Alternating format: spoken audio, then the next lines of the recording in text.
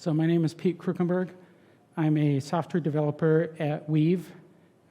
If you came down from the north or you're heading north tonight, you'll see our building just off to the east side of the road. It's got a logo that looks just like this. And just a little bit about Weave, since they're giving me the time to come present today. It's a little hard to describe, so I'll describe it in two ways. So we're an all-in-one platform for interacting with customers, patients, pet parents. Our customers are dentists, optometrists, veterinarians. The other way I describe it is if you are able to set up an appointment with your dentist, make a payment, get a reminder, all without having to make a phone call to them, there's a pretty good chance that they're a Weave customer. I also should mention that we are hiring. We actually have an opening that just opened up recently for our head of security.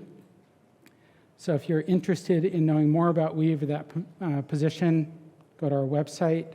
Or come talk to me afterwards. I'll be hanging out here at least for a little while after this. Would love to tell you more about our company and what it's like to work there.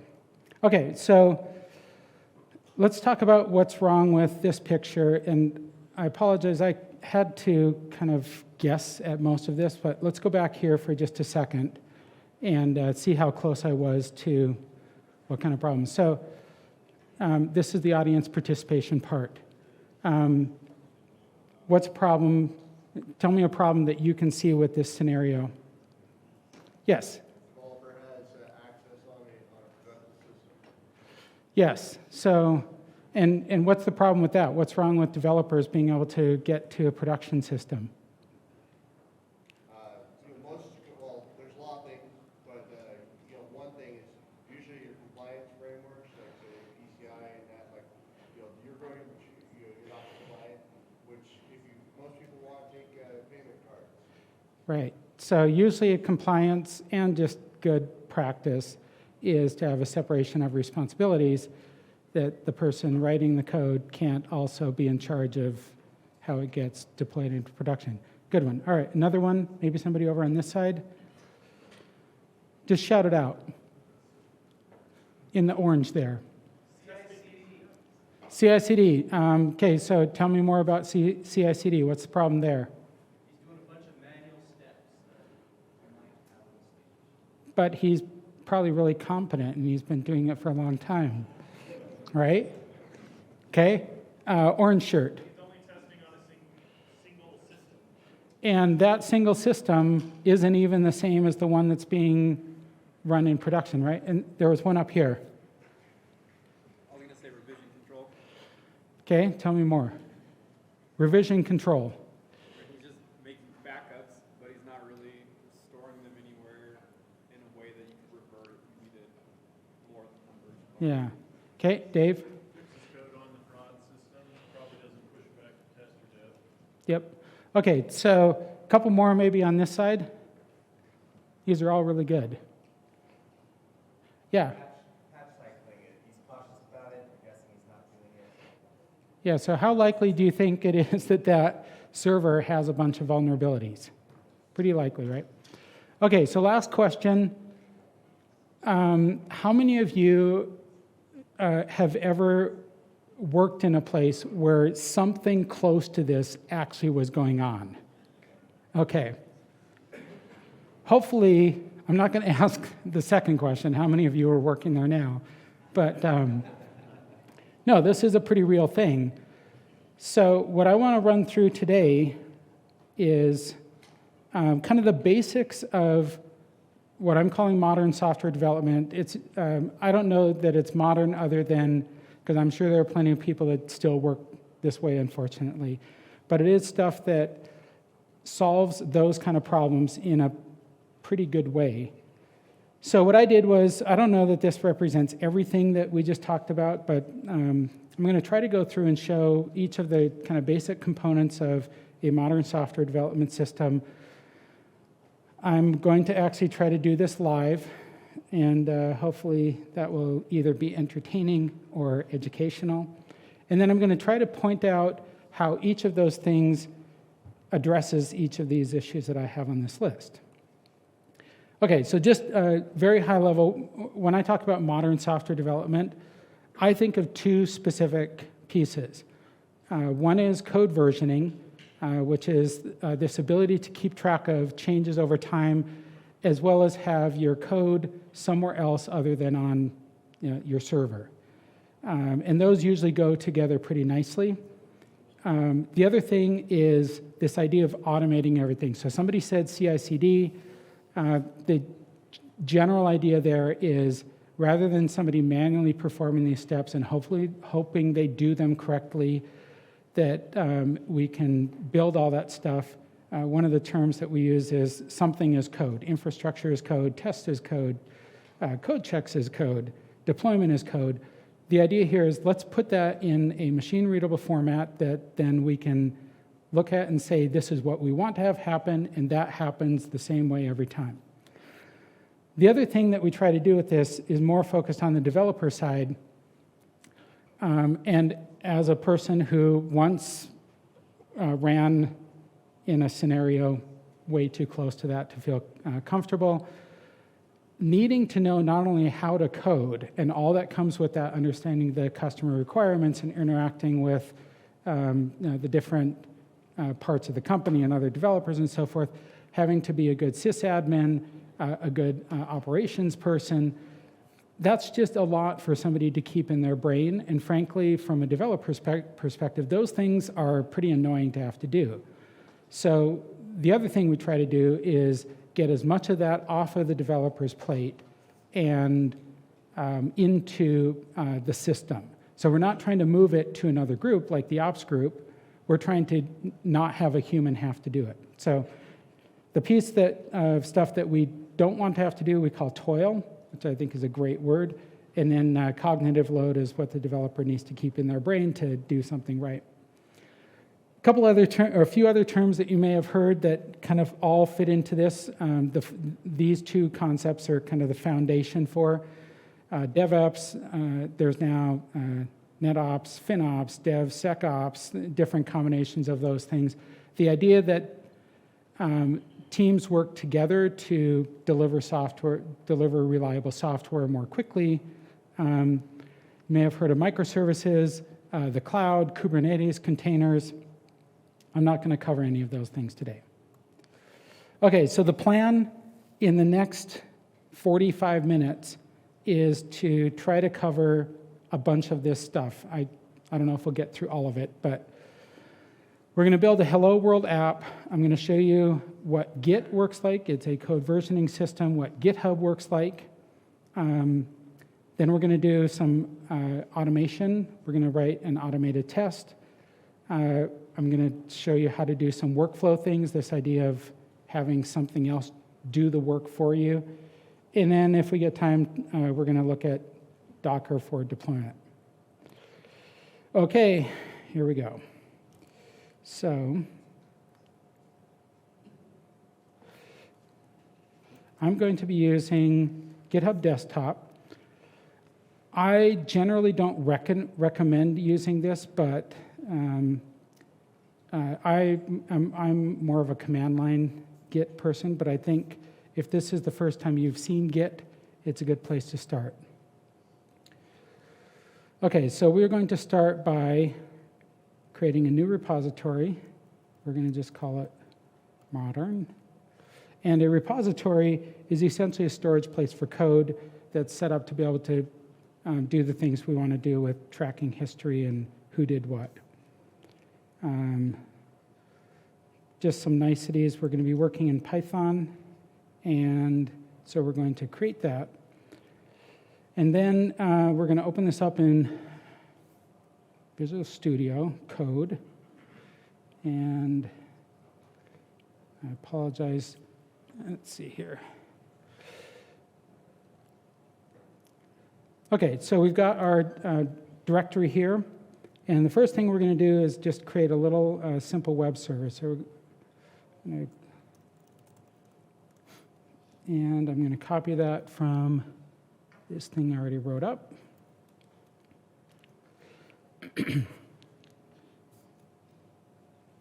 And let me increase the font size on this. Can everyone see that, like in the back? Can you see that okay? Raise your hand if it, okay. All right, and then let's, hang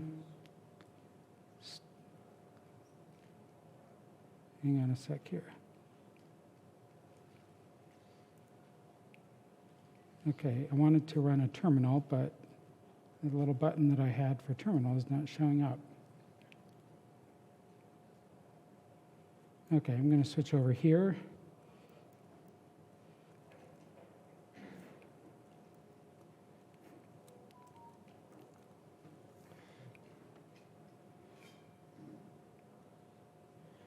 All right.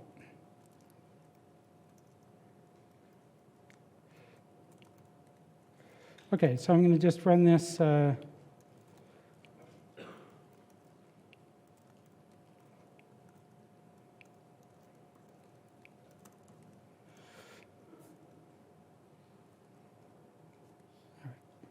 Got to remember to save. There we go.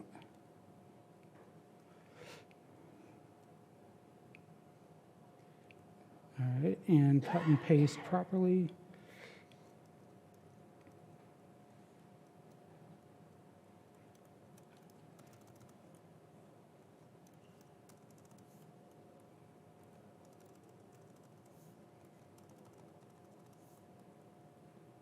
Oh, there's the problem.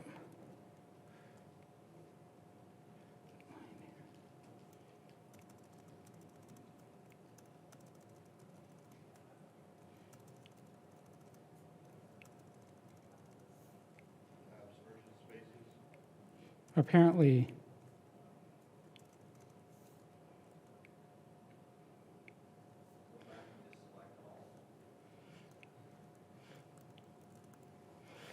all right, I gotta, apparently I did not get all of the files that I needed here. So let me,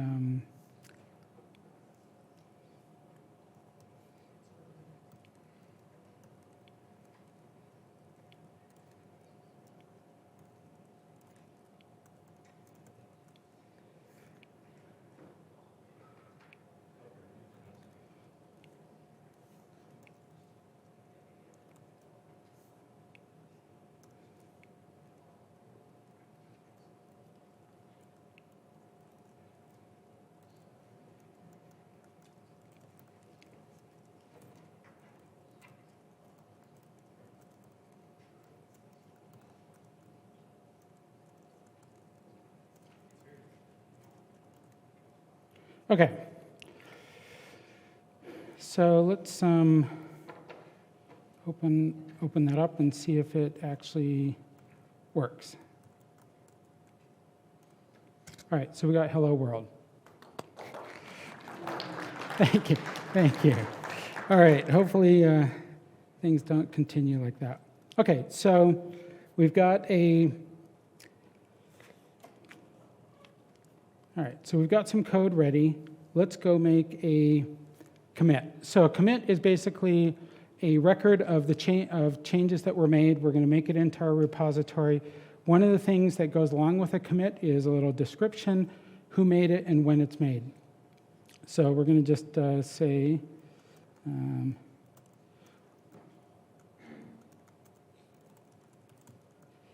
we're going to commit.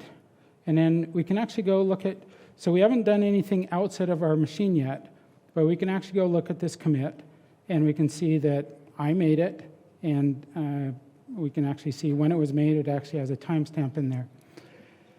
All right, so let's make a small change to that and just show how a small change looks. So we're going to change this from being about the earth to the people. And if we go back to our changes now, we can see this is actually really nice. It shows us exactly what's changed between these two.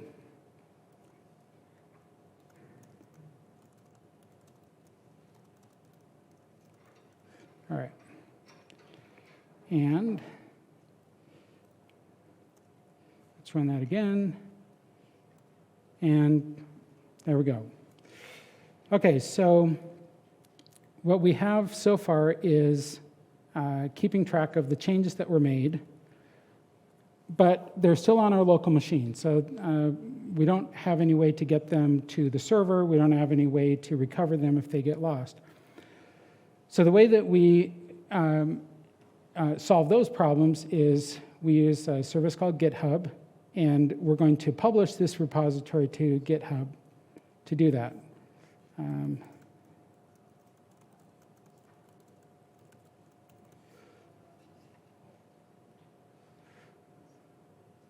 Oops. Okay, so we're going to call this, I forgot to delete my repository on GitHub. Okay, so we've now got this on GitHub. Let's go take a look at what that looks like. So this is GitHub, looking at our Modern 2 repo. What I should see here is the same thing that we were looking at on my machine. So if I look at the commits here, there are the same commits that we just made. And then I can also go look at, is this file the same as what I expect? Yes, it says, hello, everyone. And so at this point, I could actually, this gives us a couple of benefits. One is that we have a backup now of the code. If my machine were to lose all of that, we could go get it off of GitHub. This also is available to anyone who has access to this repo. So just by having it on GitHub, one of the problems that can be solved is, I think I'd pointed out that nobody could actually see that code that Bob was developing on his machine, putting on the server, unless they went and talked to Bob. Well, now a security person could have access to GitHub, and you could at least inspect the code. This also solves a little bit the problem of Bob, what happens if he gets sick, or if he's on vacation, or if he leaves. Now somebody else could actually get this code and deploy it. All right, so let's look at one other concept with Git. Git has this concept of branches, and I'm not going to go into this in detail, but Git is kind of set up like a tree structure. So one of the things that you can do is create kind of a branch off of that tree, and it's called a branch. The idea with that is that you can then work on that code base while other developers might be working on it. You can make changes to it separate from that, and then when you're done with those, you can put those back in, merge them into the main branch. So as it shows here, we're currently on the main branch. We're going to create a new branch. Someone decided that we should be responding in Spanish instead. So we're going to create a branch. We're going to then go into our code.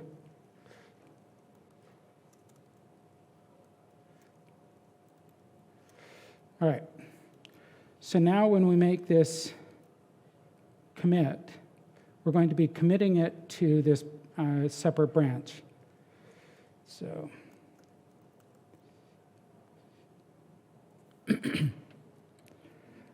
okay, so I'm going to publish this branch. And remember last time when we published, when we went to GitHub, we saw the changes that we had made. But if I go look at this, what's in the main branch, it still is, there's no Spanish there. If I want to be able to see this change, I have to switch the branch here as well. So if I switch over to the Spanish branch, there's the Spanish translation. Okay, so one of the things that, so this is useful, but really this is where the power of this combination of branches and Git and GitHub, we can see kind of the interaction between, or the ability that provides to let somebody else inspect the code or inspect the change before it's committed to the main branch. So I'm going to show you how that works. We're going to create what's called a pull request. What a pull request is I made a change to this code. I would like to propose that we make this change, and with the intent that if it's approved, it'll get pulled into the main branch. So I'm going to create a pull request here off of the changes that I made.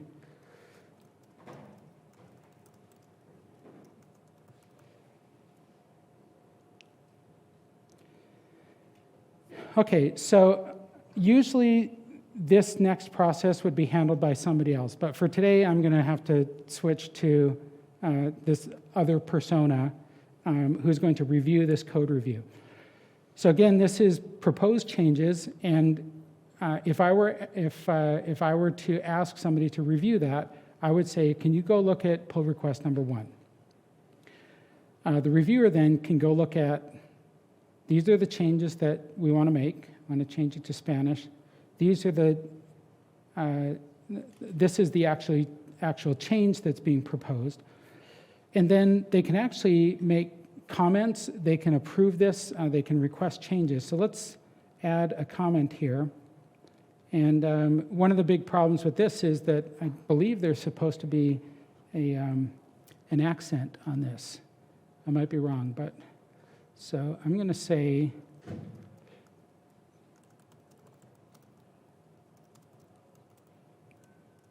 okay, and then I'm going to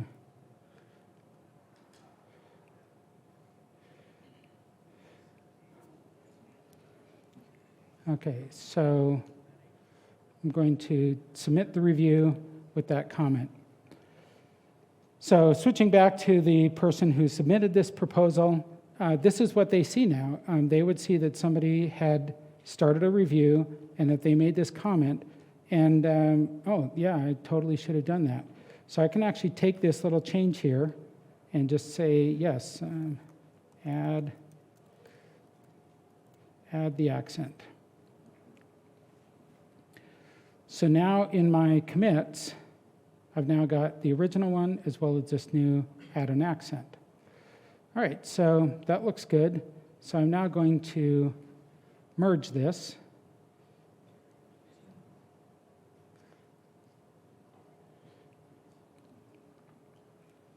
Okay.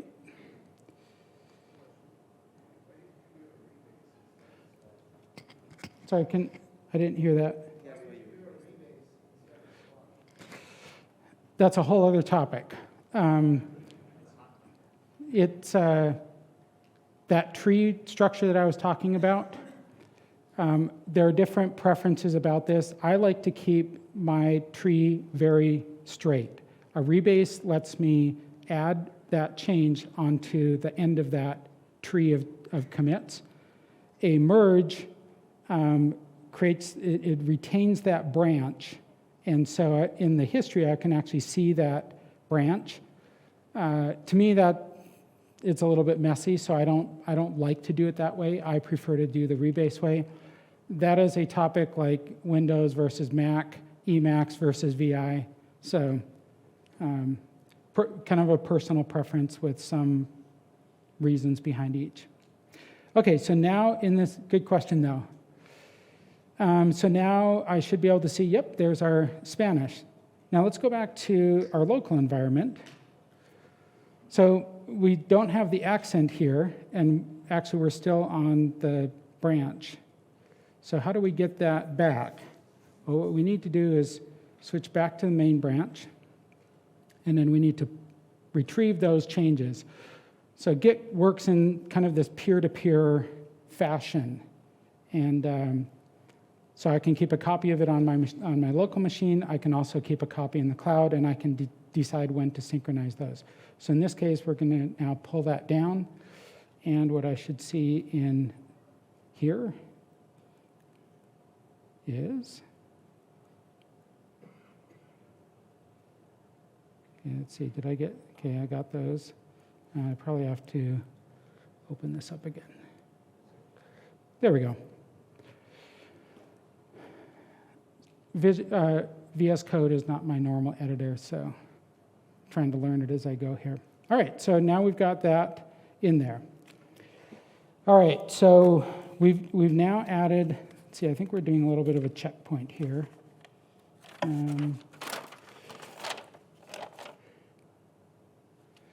Okay, two other things. So let's say that after we do that, we get some feedback that Spanish is not the right time to translate into Spanish. How do we undo that? Well, we have two ways that we can do it. One I'm going to show at the command line here. So one is I can actually, so I've got this long list of commits. I can either undo those commits, or I can actually say, I just want to work with the code at this particular commit. So in this case, I'd want to work with this one. And I can just do that. And then if I look at my code again, we're back to the original version. Now, those commits are also there. This mechanism is one of the ways that we do releases. So we might say, I want to release as of this particular commit, and I can actually do a deployment based off of that particular commit, even though there's later stuff. But in this case, we actually don't, we've decided we're not going to be adding Spanish for quite a while.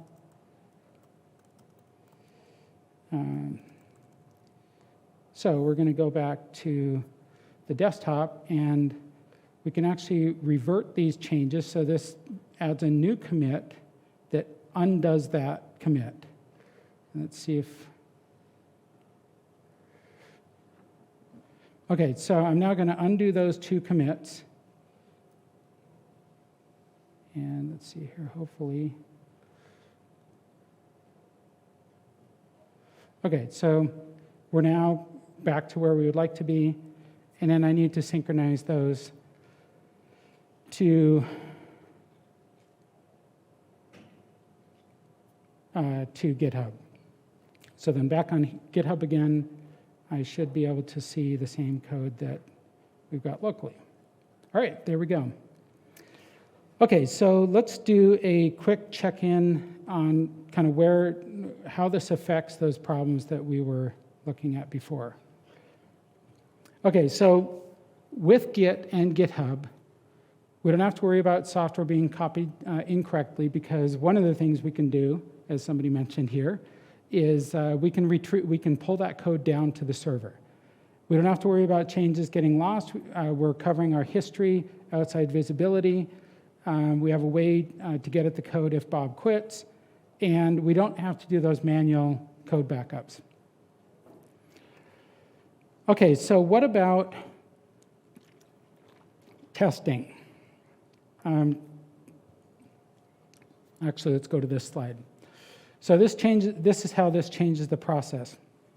So Bob now does the coding and testing on his machine. He now commits with Git and pushes to GitHub. And then he SSHs to the Linux server. He retrieves the code from GitHub. He does some quick testing. If he does make a change on the server, he can now push that to GitHub. Or he can check out an earlier commit like we showed. So it's getting better. All right, so back to, so how do we address testing?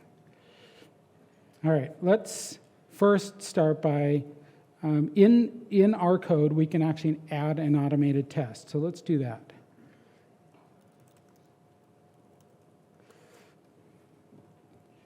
And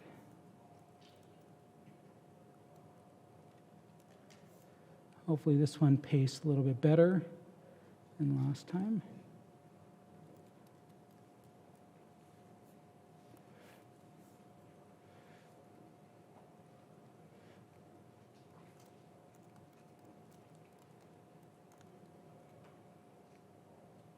All right, who said something about how I fixed the indentation? Like I had to select all or something like that? Maybe that person left already. Oh wait, it's actually this. Okay. There we go. Okay, so let me fix my test, because so you can see here that what the test is checking is the response that we're giving what we are supposed to be giving. And let's go look at our test. So in our code, we're saying we're going to send back hello everyone, but in our test, we're still on hello world. Oops. All right, so now our test passes. Okay, so we have a way to be able to run the test. So Bob can now run the test before he commits, before he puts it on the server. What we'd really like is to not have to rely on him doing that. So this is where we're going to use something called GitHub Actions.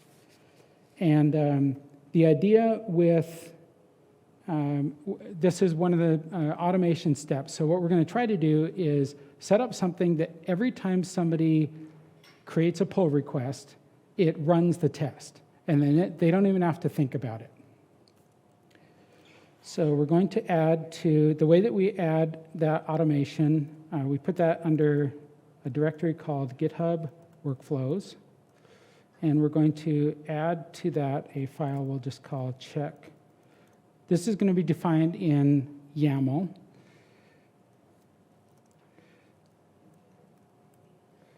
All right.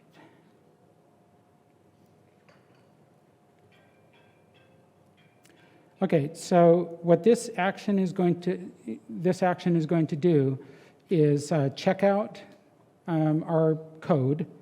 It's going to install some Python stuff into this environment, and then we're going to run the test. This is going to run on essentially a container, but it's a virtual machine in the GitHub environment. So I don't have to do anything to be able to set that up, other than I'd say I want it to run on Ubuntu, and then it's going to take care of the rest. Okay, so we're going to create a branch called test. And I'm going to bring that change over. All right, and then let's look at the changes. So what I should see here is my test and my action.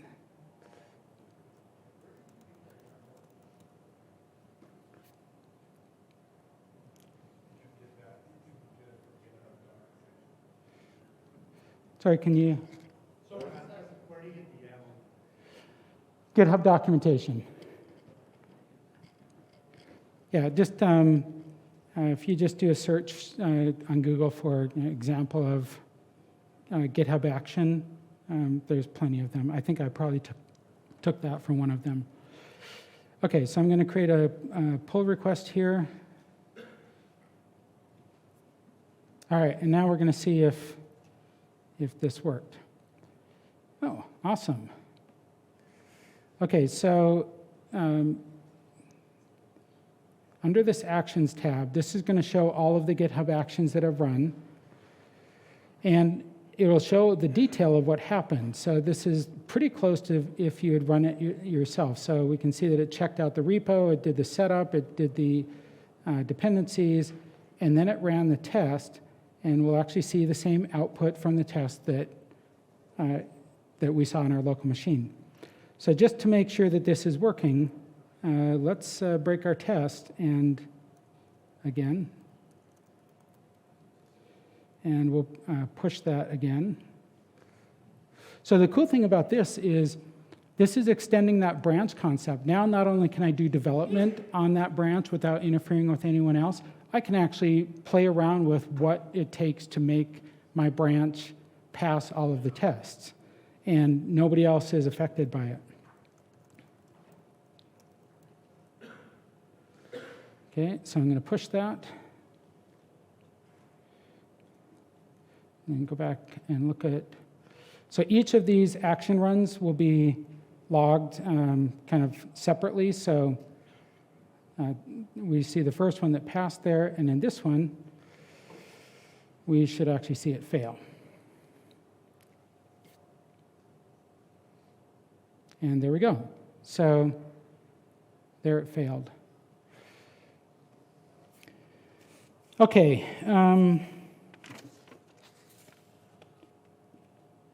Okay, so at this point, one of the things I had promised was that I would show you some ways so we talked about a couple of basics.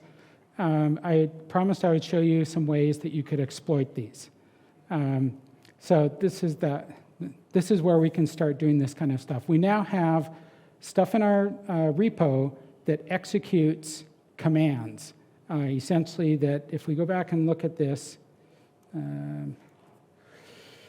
if we look at our YAML, okay.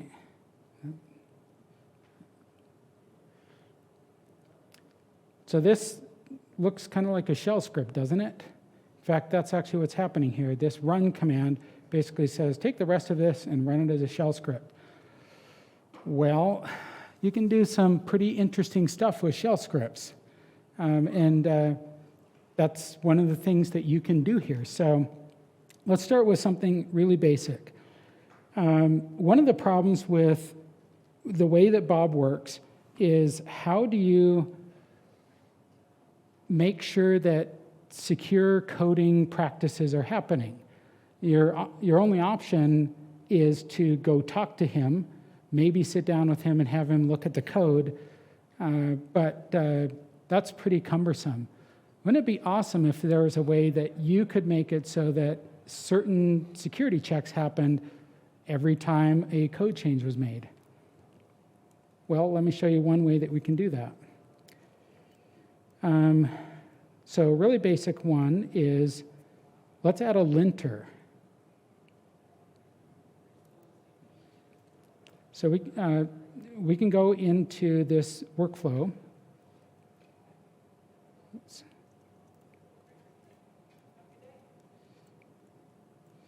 And we can add another step. And this, because you would have access to GitHub, you could actually do this either with or without Bob's involvement. So we're going to check to make sure at least that the code doesn't have any kind of egregious errors. Okay, so let's fix this test so it doesn't fail on that.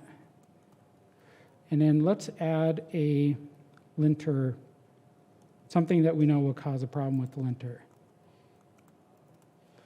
So this should cause a problem because it doesn't have parentheses around it. And then let's push that change.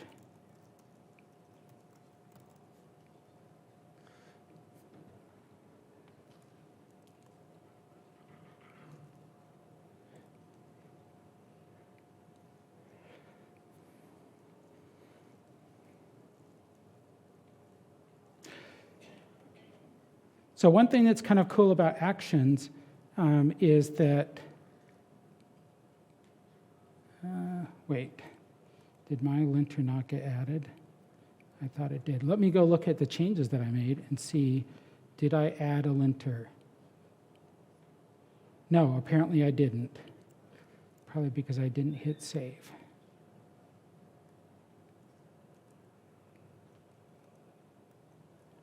There we go.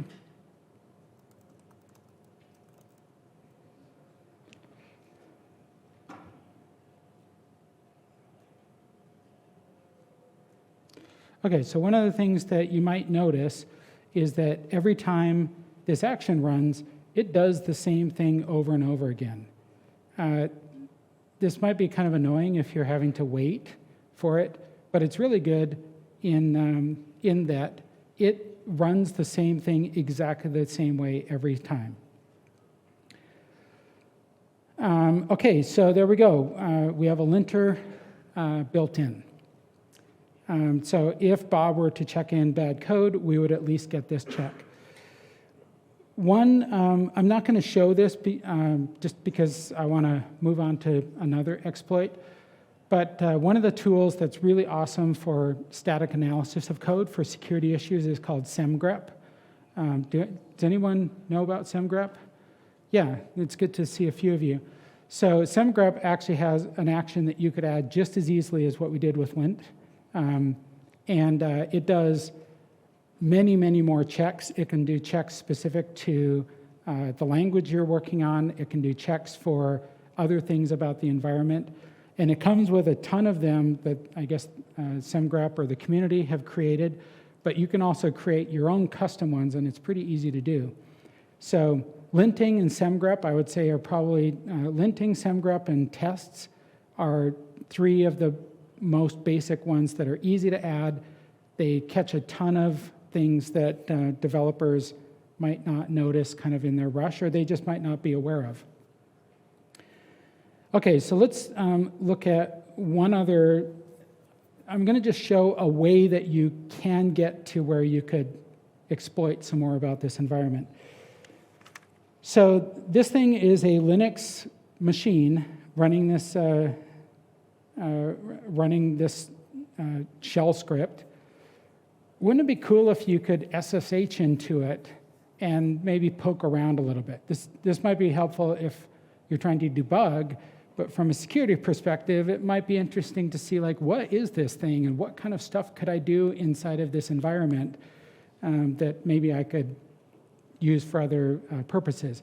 One of the interesting things you can do with actions is we're showing actions triggered by a pull request, but actions can also be run on demand through either the API or the GitHub API, or there's a little drop down in their UI. You can also set them up to run on a cron job. So think about some things that right now you have to do either from your machine, or maybe you're trying to figure out a way to set up something to run somewhere. Actions might be a way to do that. So let's add in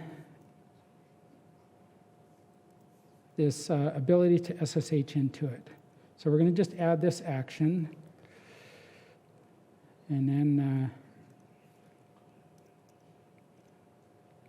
okay, so we're going to just run this right after we get the environment set up.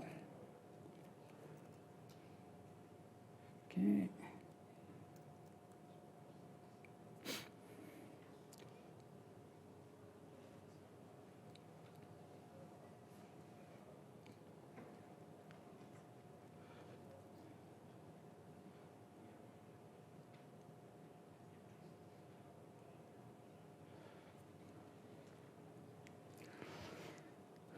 Okay, so what we're going to see here, if it works, is it's actually going to stop our flow and tell us how we can connect to this container that is running our workflow. So if I click on this link here,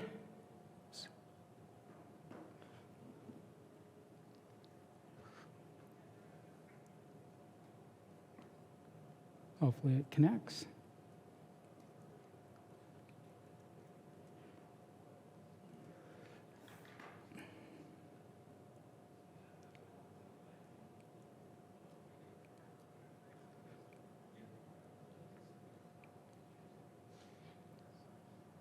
Oh, we can also run SSH if this doesn't work, but okay, let's try the SSH command. Oops.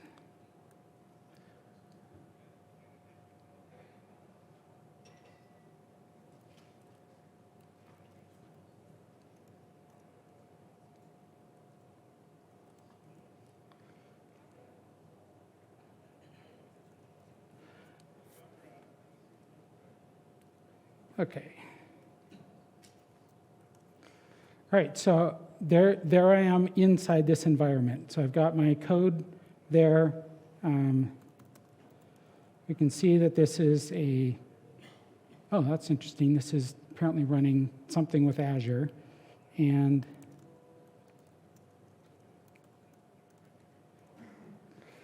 so this is Ubuntu. I don't know, what kind of stuff might I be able to do with Ubuntu? Oh, I don't know if let's see if we can run curl.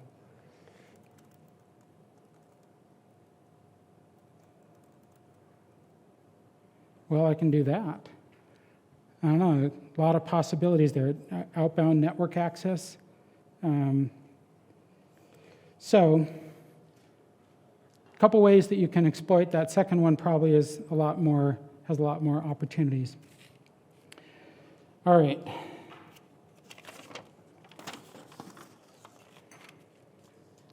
Okay, so let's go look at where we're at again. All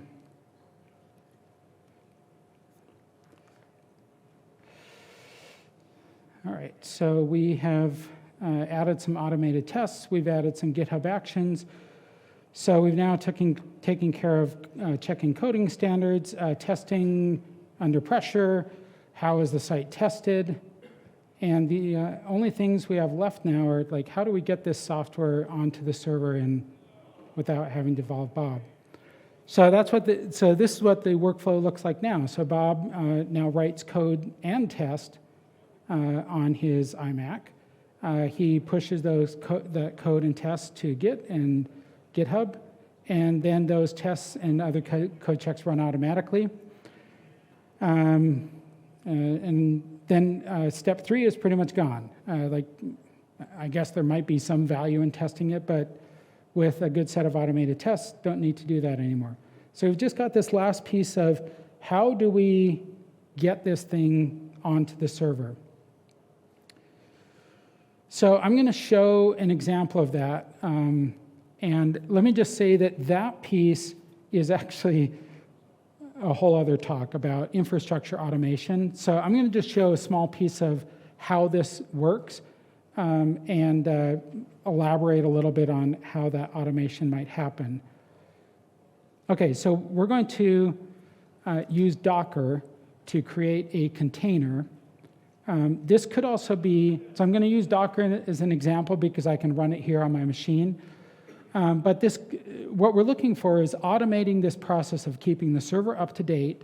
More importantly, what we want is to have a consistent environment. So we know that when we run this Python code, the environment is going to be exactly the same way that we expect it to be. So Docker is one way we can do that. We could also use, if you were using, for example, virtual machines, you could use something like Ansible or Puppet or Chef to kind of automate the management of that. If your Docker creates what are called containers, which are like kind of small virtual machines, those typically are used with something like Kubernetes, which is like a whole separate topic. So we're going to just leave the how it gets automated as a topic for another time and just show you an example of what that automation could look like. Okay, so we're going to add to our repository what's called a Docker file.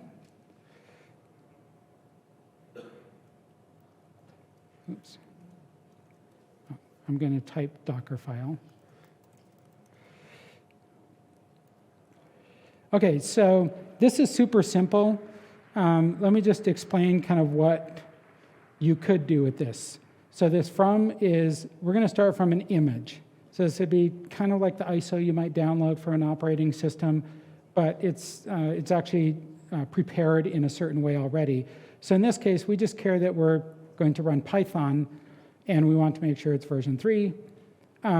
That image is actually an official image created by the Python, I don't know, community or I don't know, somebody that knows what they're doing. So if I want to run Python, I can actually trust that is going to have the right environment. I could actually be even more specific. I could say, I want to go get this particular version of that Python 3 image and make sure that it only gets changed when I control it. But for our exercise today, that's not necessary. And then I'm going to add this server.py. Well, so what's going to happen in this is when we build this image, it's going to copy that file from our repo into the image, and then it's going to run this command, Python, just like we've been running. So I'm going to just run this locally.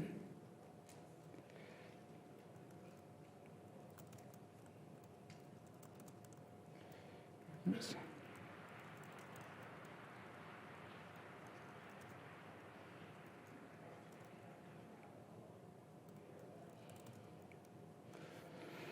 Okay, so Docker, well, that was pretty quick. So Docker just built that image. I can actually see it here. There's the image sitting in my Docker repository. Similar concept, but for images. And now,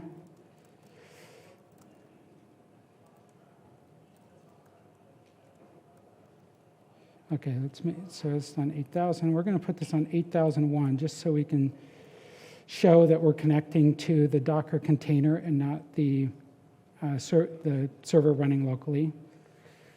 And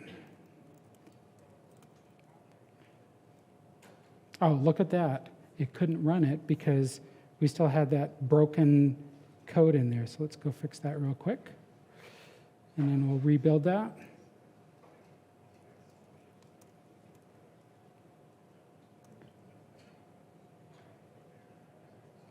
All right, so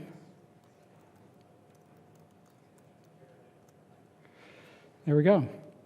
So there would be a couple of other steps once we built this image. We would have to somehow get that image onto the server, but that is also something that could be automated with that whole process.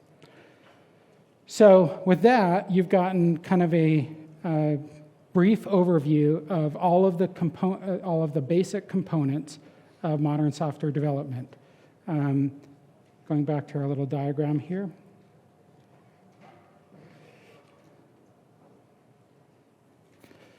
So we're using Git and GitHub to store the code and track changes.